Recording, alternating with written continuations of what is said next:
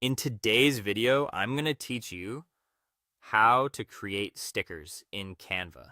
If you want to launch custom merch, print branded stickers for your business, or design your own decals, Canva can actually make the process much easier.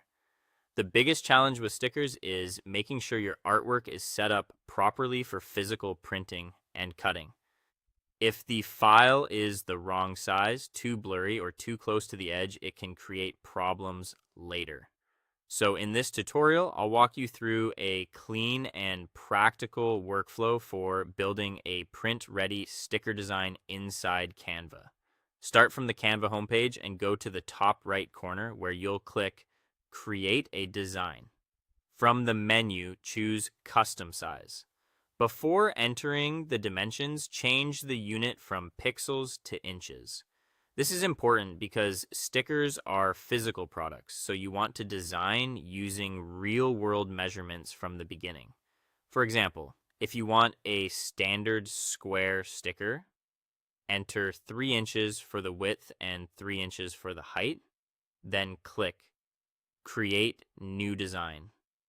Once your blank canvas opens, the next thing to do is turn on the tools that help you design safely within the page. Go to File, then View Settings, and enable Show Rulers and Guides as well as Show Margins. This gives you a visible boundary around the canvas so you can keep your design away from the outer edge. That extra space matters because sticker printing and cutting need a little breathing room to avoid mistakes. Now it's time to add your main graphic. On the left sidebar, click Elements, then use the search bar to look for artwork with clean edges like flat vector graphics, silhouettes, or cartoon-style illustrations. After searching, switch to the Graphics tab so you're choosing illustrated elements instead of photos. Clean vector-style graphics work especially well for stickers because they have defined shapes that are easier to outline and print.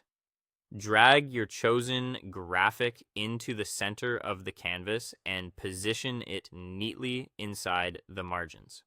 To create that classic sticker look, click on your graphic and open Edit Photo or Effects from the top toolbar.